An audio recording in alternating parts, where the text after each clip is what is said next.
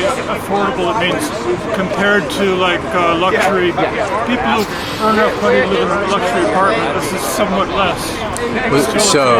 So I think we all can agree that there's all kinds of need, right? And there's deeply affordable housing need that's pretty significant in the city. 60% is below the state required amount or the state classification, and we want to push that lower as well. But 60% compared to a lot of other developments, and particularly our surrounding towns, is more affordable. What's happening today? Well, we're about to show the mayor that we have more power than he thinks we do. What are you arrested for? I was arrested for intervening in a crime that was sanctioned by the city of New Haven and the mayor. The crime was brutalizing poor people and demolishing their homes that they had built for 3 years. Do you think housing's human right? Well, I think we all think that. But in practice, the policies of the city deny that right. Deny what right? They deny that the right exists. The city can't grant or deny human rights. They can simply adhere to them or not adhere to them, respect them or not respect them. What the city is doing by demolishing tent cities is that they're saying that as far as City Hall is concerned, they don't have the status of full personhood or citizenship in the city because they don't have a place to exist legally. And the only alternative, and last week is a great example of that, the only alternative that they're offering the poorest people in this city is to self-institutionalize every night, okay? The city claims that they're investing in low-income neighborhoods. Well, you know what investing means in low-income neighborhoods to Justin Elicker? I'll tell you what it means. A quarter mile from where they demolished people's homes in that tent city last week, a quarter mile away, they're developing, at his approval, developing hundreds of apartments, the cheapest of which will be a one-room studio for $2,100 a month, okay? A quarter mile from where people were just brutalized and had been sleeping in tents, and they will continue to sleep in tents out there for years to come. They do it whether they're hiding behind the trees or they're not hiding behind the trees. People are sleeping in tents every night in my neighborhood, and now they are completely priced out of renting an apartment in our neighborhood. I mean, how does he not have to answer for that? What do we want? Housing! When do we want it? Now! Thank you everybody for coming out here. It's beautiful to see you all out here today to fight for housing. We've heard a lot of myths about affordable housing. We're here to talk about housing for everybody in New Haven. I'm going to start by reading off 2 petitions that a lot of people in New Haven have signed, some people here. People have also signed the petition by showing up today and showing up at different actions with UACT. I'm going to read these off, and then we're going to have a few speakers to tell us about what's going on. My name is Billy Brummage. I'm an organizer with Unhoused Activists Community Team, UACT. The first one is unhoused people demand that you respect our right, this is to Mayor Elicker, to be on public land. We are the Unhoused Activists Community Team, UACT, a group of unhoused New Haven residents and our housed allies. We are fed up with being criminalized for simply living our lives in a city that does not provide places to do the things that everyone else takes for granted. We call on you, Mayor Elicker, to address our very reasonable demands. No evictions from encampments on public land without 10 business days notice and a publicly monitored process that guarantees immediate alternative housing. No police involvement in evictions except as a last resort. We know this was not taken care of last Wednesday. Do not throw away the stuff that belongs to us. Store belongings for no less than 60 days after an eviction. That did not happen either at Tent City. From an encampment and replace any lost or thrown away belongings. There's a truck full of thrown away belongings that actually belong to people. They were trying to get them out of that truck on Thursday. Free, secure public storage lockers in an accessible location downtown. Yes.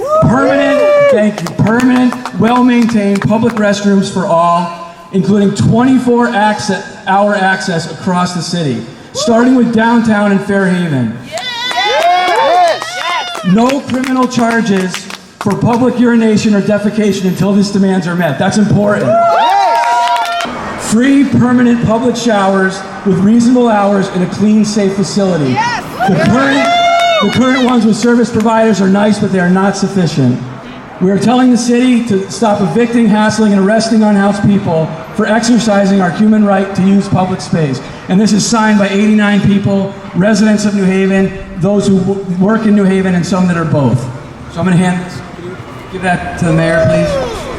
Thank you. Oh, good. I'm going to read this other one. Many other people have signed this, and then we're going to hand it over to our speakers. This is to Mayor Justin Elicker, Dr. Mehul Dalal, the Community Services Administrator, Carlos Sosa Lombardo, Director of Community Resilience, and Maritza Bond, Director of the Health Department, from concerned residents of New Haven.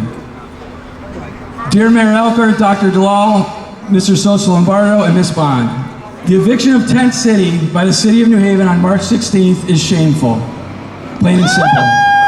At 7 a.m., Mayor Elicker sent 35 police officers, a dozen Parks and Recreation employees, an 18-wheeler, and multiple commercial machines to forcibly remove a handful of people who did not want to leave their home. What a waste of money! They arrested Mark Colville of Amistad Catholic Worker, who refused to leave. The mayor decided to spend tens of thousands of dollars to evict a community from their refuge, when the city could have used that money to pay rent for permanent housing for our folks. That's right. We stand with and as the Unhoused Activists Community Team in our demands. Stop evictions of unhoused people from public land. Stop throwing away unhoused people's belongings. Install permanent public bathrooms and showers to serve the homeless community. Offer people storage sites for their belongings if they choose to stay in shelter beds. 3 years ago, during the COVID-19 pandemic, folks who were unhoused took refuge and established a community of encampments in the West River Public Park. Community groups helped them make a dignified home with hand washing stations, generators, and wooden structures to stay dry, warm, and safe. The camp grew at one point to 40 people, and it would have grown again, by the way, after the warming centers closed if the tent city wasn't torn down. Many of the Tent City residents were survivors of unjust evictions, predatory rent raises, and disabling working and housing conditions. They created dignified living conditions in Tent City because the shelters were unsafe or unlivable. And on multiple occasions when shelters were full, Connecticut's 211 hotline even sent people to refuge at Tent City. 2 weeks ago, the City of New Haven threatened Tent City with eviction, but they assured us that if tenants cleaned up the park, they would be left alone. Tent City residents and their supporters cleaned up the whole park, filling 10 industrial-sized dumpsters. Yet, on Monday, the city issued another eviction notice ordering people to leave by Wednesday at 1 p.m. And by the way, all of that work was done for free to clean up by the people of Tent City. Nobody was given anything. They did the work of Public Works for free in good faith, and that was taken advantage of. On Wednesday, dozens of community members showed up at Tent City to defend the encampment and help people who wanted to relocate to Amistad Catholic Worker House or another place. City officials gave mixed messages and refused to specify when they would proceed with the eviction. It is clear now that the City of New Haven waited until most community members and media had left before proceeding with the eviction. The City of New Haven has given an apartment to only one person from Tent City. Everyone else was offered a temporary shelter bed.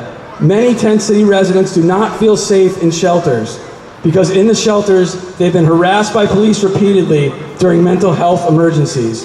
The shelter system separates couples of different genders. People who work night shifts or minimum wage jobs with unpredictable scheduling can't comply with the carceral rules of shelters. The unhoused want autonomy over living conditions. New Haven residents suffer housing code violations on a daily basis by slumlords that LCI and the City of New Haven are unwilling to hold accountable. Instead of addressing the black mold and lead that poisons us in our homes, Mayor Elicker decided to spend tens of thousands of dollars attacking a dozen unhoused neighbors. We know who the real violators are, and we see how the City of New Haven strong arms the weak, but acts meek with the powerful. Tent City residents are now at higher risk of violent interactions with law enforcement, health emergencies in the cold, and death, as is the case of our neighbor, Victor Vivar, who passed away last month after the city destroyed its belongings in a similar eviction raid and forced them to relocate to a more dangerous location. Let them tent, let them live. The emergency is tonight. Signed by 300 people from New Haven, and I'm going to hand that over to the mayor as well.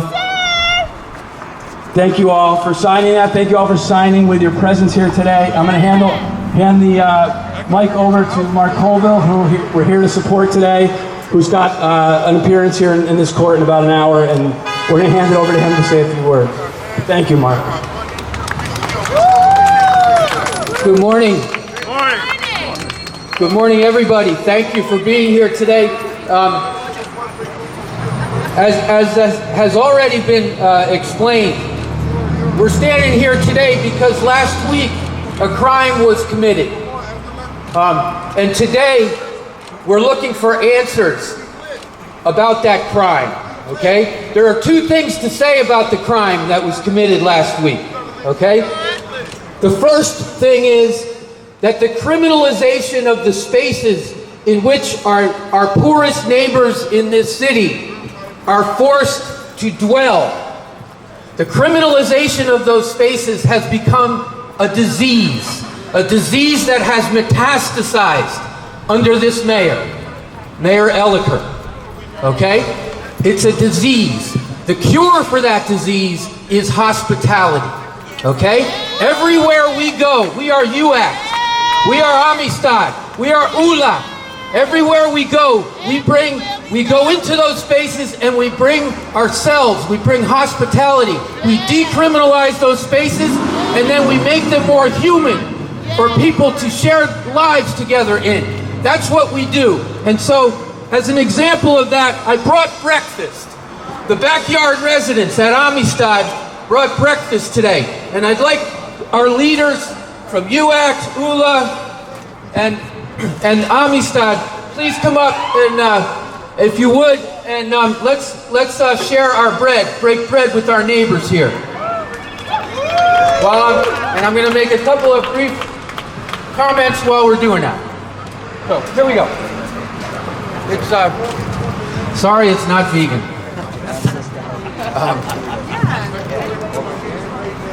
Okay, so that was the first thing to say about the crime committed last week is that it's part of an epidemic, part of a disease that we are trying desperately to recover from in this city, okay? And the mayor is doubling down on the ill effects of that disease by biting chunks out of our neighborhood, particularly in the Hill, you know, the poorest neighborhood in this city.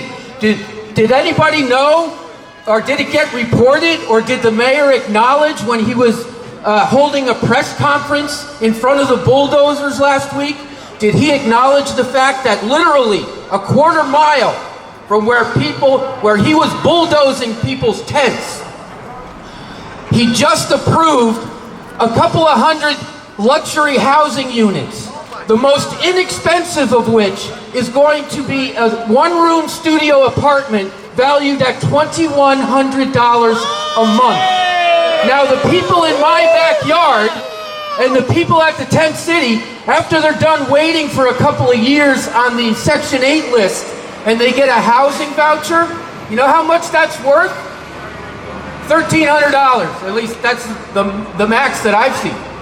Huh? That's the maximum, okay? So what we're being told by this man is that you sleep in tents, you have to be criminal and you have to hide. And then when you finally get the opportunity to get an apartment, sorry, the poorest neighborhood in New Haven is not for you, okay? That's what he has been calling in the press, investing in low-income neighborhoods. Okay, so the second thing then to say about this criminalization and this crime that happened last week is that whenever crime happens, it's usually accompanied by a lot of lies, okay? And this is no different. And why we're here today is to point out those lies. Some of them were lies of omission, you know? So being silent on sometimes is a lie, okay? Some of them are half-truths, okay? Most of the lies are putting in a bad light my neighbors, my unacknowledged neighbors, okay? The people of that tent city are my unacknowledged neighbors, okay? And it's time that City Hall acknowledge them. And that's why we're here today. And so the first thing to do is for me to shut up, and I want to invite Suki, who's representing all of the people that were evicted from Tent City last week. She experienced that herself. The reason that I chose not to leave and to risk arrest is because sometimes you have to do that in order for this conversation, this public conversation that we're having. It needs to happen in there, okay? So I would ask you, Mr. Elicker, I would ask you, please don't use any of your influence to have these charges dropped, okay? Because you need to go into court and justify what you did, okay? When the law becomes disconnected from human rights, it always becomes a weapon that we beat poor people with, okay? Always, okay? When the law, there is only one foundation for any law in this city, and that is human rights. Not budget and liability, human rights. Suki. Yes. Hi, so my name is Suki Godak, and I was a tenant at Tent City since July of this year. I also helped organize the cleanup. We spent a week and a half, 6-hour days picking up trash that had been left there for years by other people that the city did not, unfortunately, help us do. We did everything that they asked us to comply with to the best of our knowledge and ability. We were told that everything was fine, we'd be able to stay, and a couple of days later we were basically blindsided by another eviction notice. And we were only allowed a couple of days to find out where to take any of our belongings. Most of us didn't have those options. I was fortunate in that I could go and stay at Mark's on Amistad, but a lot of my neighbors weren't as fortunate, and they lost everything that they owned, including myself, and it's just been a very traumatic experience for us. It's devastating. We built a community at Tent City. It is a temporary situation. It's one that we all hope we don't find ourselves in. That's right. But we need to support all the other homeless individuals all around New Haven. You know, and don't take away the few small communities we do have. And there is definitely a feeling of disappointment. You know, we feel like we've been disappointed by our mayor, by our city. We appreciate all the support we got here today from everybody here in New Haven, and we just need to keep fighting for the rights of the homeless and the unhoused, for anyone here in New Haven. What I want to focus on, and I'll be quick here, is Tent City was essentially an unofficial part of kind of the framework of existing social services within this city. So for me, when I look at what happened, when you look at the context of the fact that people calling 211 in crisis situations were actually told to go to this tent city, this is an acknowledgement that I think actually both sides of this equation would agree with.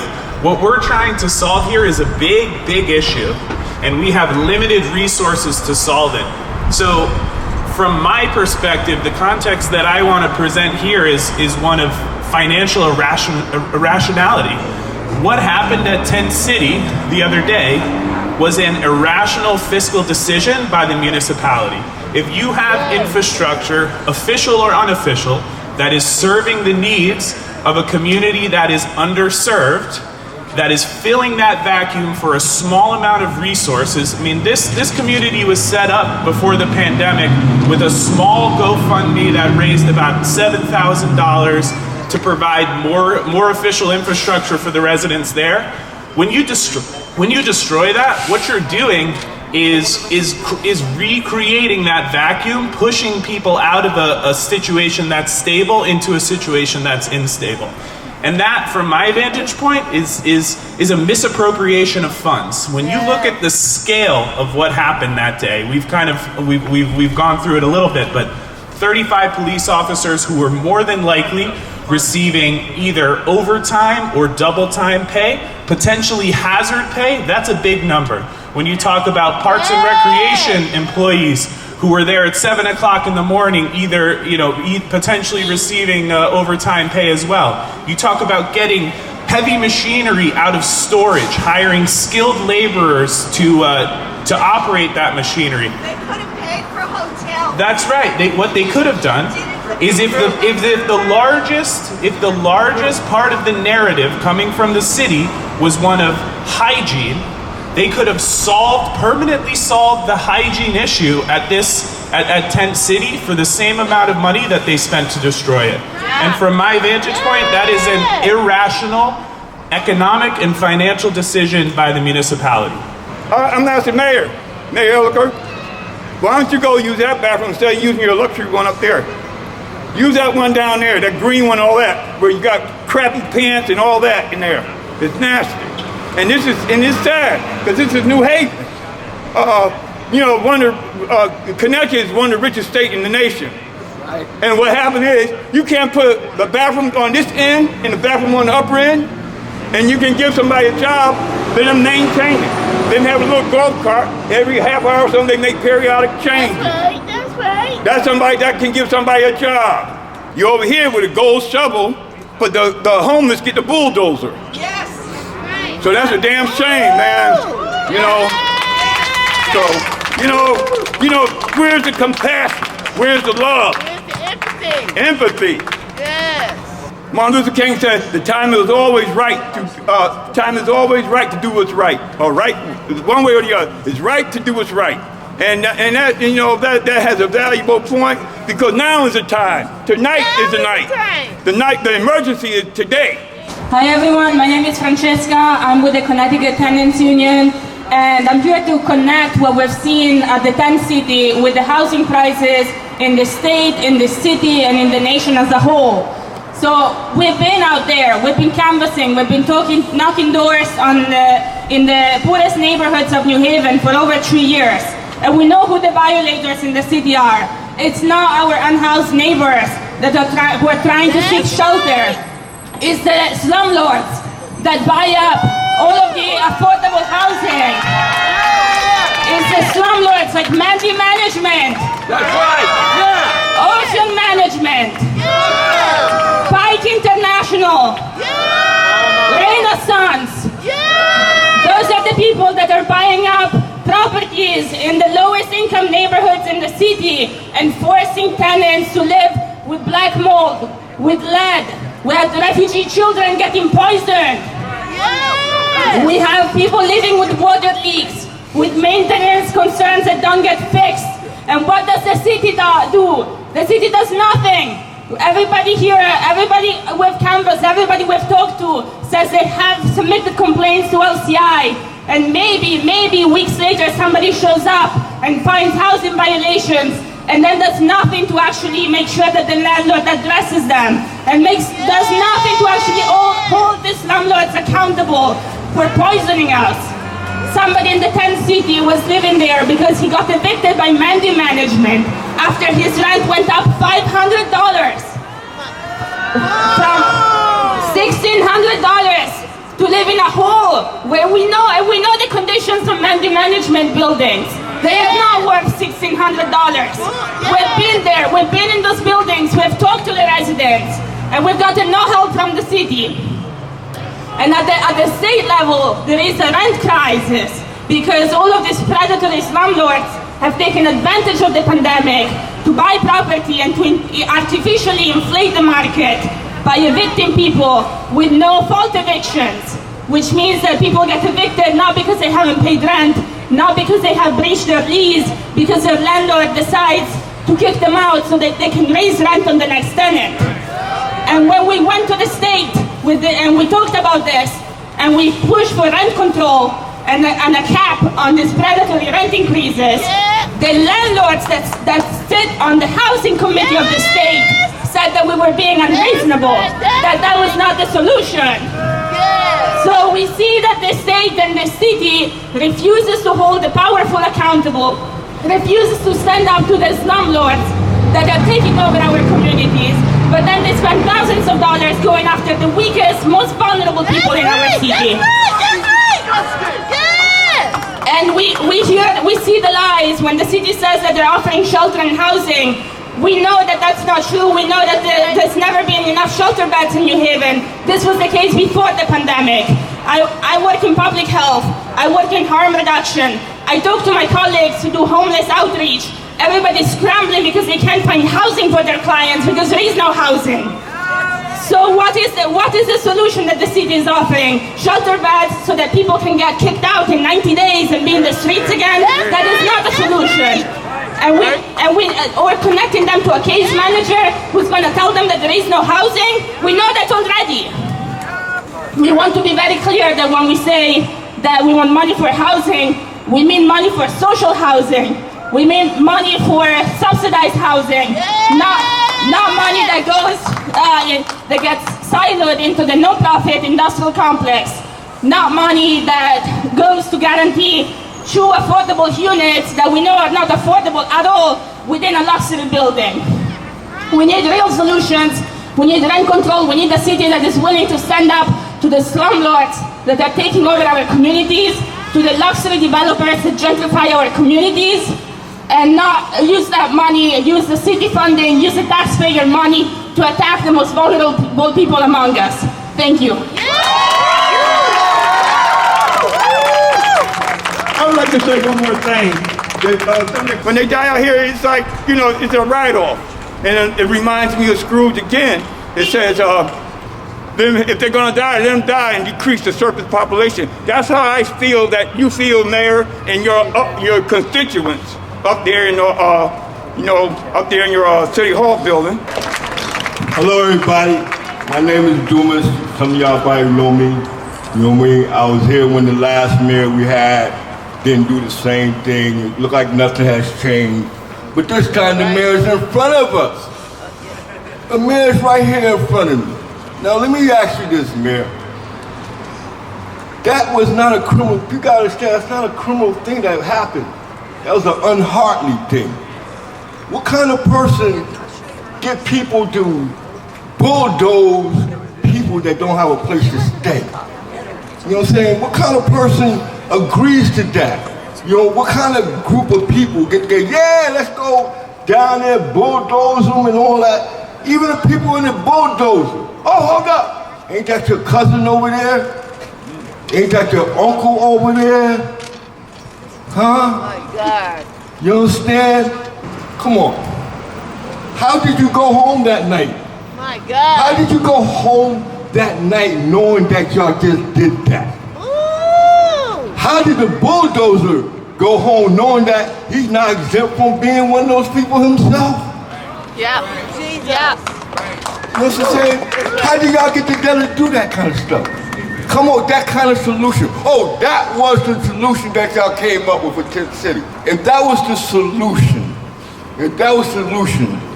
how come we standing here today then?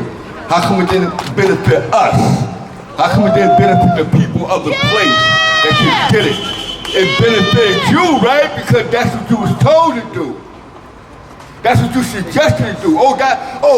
Let's copy somebody else. Maybe that somebody else did that kind of thing. Unheartedly. You know what I'm saying? The last mayor, we got her in office because she said she was going to help the homeless. Go down Grand Avenue, that's getting ready to open up again with the bed bugs and Mercer and all that kind of stuff in it. Come on, you're building what, luxury? What's this 2023? What is luxury? IKEA furniture? Jordan furniture? Right? Homeless people living sleeping around the street under them. You don't care. Like I said to the other mayor, we want a caring mayor. Yes. We want a caring government. We want people with their heart. Think with your heart. Use your heart. Divide your heart and your position. Where's your heart at today? Where is your heart at today? When you go back to your office, just think with your heart. You know what I'm saying? Because I talk to people all the time. I heard many stories. It's an American thing. So let's not make it a New Haven thing. Let's be the first city that find a solution for homelessness. First, I would like to say that we're not homeless. We're a homeless community. We're a homeless community, and we're here to stay. But apparently, we don't have the ideals of community to this mayor. And we're a part of the community. no matter what he thinks. But what we need to understand too is that the opposition needs to know, and the mayor stands as the opposition at this point right now, that we won't stand for this. He paid all these people, the police officers, the construction crews, with taxpayer dollars. We pay him with taxpayer dollars. That's what we utilize to ruin homes of the homeless community. Yes, we're not your ideal community because you was out there breaking ground on luxury apartments, but you was destroying homes for the people that really afforded them the place to stay and the community that came together to build that place for them, using their money, hard-earned money, and also the tax dollars that was taken out to pay you for destruction.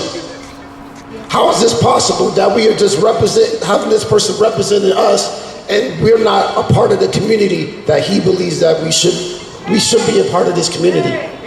We are a part of this community. Why did he wait until after the election to do this? Why did he wait? Because he knew it wouldn't have been a good look at the time if he would have done this before the election. But we know now, the city knows now, and we're going to be behind the next mayor that tries to get elected over you, because we don't want a criminal representing us in this community. Right. And that's what you are. But you're going to accuse Mark as being a criminal, but actually he's a hero. Right. And all these people right here knows that he's a hero. But you're a villain. And you villainize the people that just want something to eat, a place to stay, and you're not doing anything about it. These people out here staying at that bus station. Right. But you got people chasing them out like they're rats. But we're human beings, just like every human being standing here right now. Right. But you don't see us as that. You see us as vermin. But we're here. We're a community. We're the homeless community. That's what we are. We have people out here at the Liberty House, Amistad. We have New Haven Housing Fund. We have ULAF. We have everybody out here standing before you, telling you to do something, but you know what? We know that it's falling on deaf ears. And next week, you're going to be breaking ground on something else. You're going to be breaking ground on something else and being proud of it. But were you proud that day? I guarantee you was proud, because you had the news cameras out there, proud as day, destroying people's lives, their livelihood. I was once homeless before, out here in these streets, so I know exactly how it is. I stayed out here in the cold and I suffered it, but guess what? No one from City Hall came out here to help, but the community did. The community stepped up for us. The community was here for us, not you. But when you here now, standing there silent because you have nothing to say, you know why? Because you know you were wrong in your heart. But you want to look good for the public because you want to be elected next year, but let the public know. Let the city know that what you did was waste and utilize tax dollars for the purposes of what? For destruction. And you're the villain. These people out here, we're the heroes. The community, they're the heroes. This is a beautiful community, a loving community, and we're going to take our power in a few moments and we're going to go inside the courthouse and we're going to bear witness with Mark. Today, this injustice system is charging Mark with trespassing and he was staying in a public park on public land with Tent City to protest the demolition. And what we do when we go into the courthouse and we accompany people is we bear silent witness to what goes on there. The laws that are upheld in this courthouse were made by landlords and by big developers who are buying up our city, raising the rents, displacing people, putting people out on the street. And many of us saw that this legislative session when folks went and spoke with legislators and tried to pass legislation to cap the rent and to stop the evictions. And we saw that all of the legislators in this state are bought by landlords and by big moneyed interests that are profiting off of displacing us, impoverishing us, and putting our folks out on the street. Are we going to change that? And what we are going to do this morning is we're going to go inside the courthouse and accompany Mark. So it's a matter of bearing silent witness. When we are in the courtroom, the court sees our power. They see that the whole world is watching. And that matters. We have to remember that we follow the laws of morality. And when we are faced with unjust laws, we disobey. Everybody go in the courthouse, file that way. Thank you.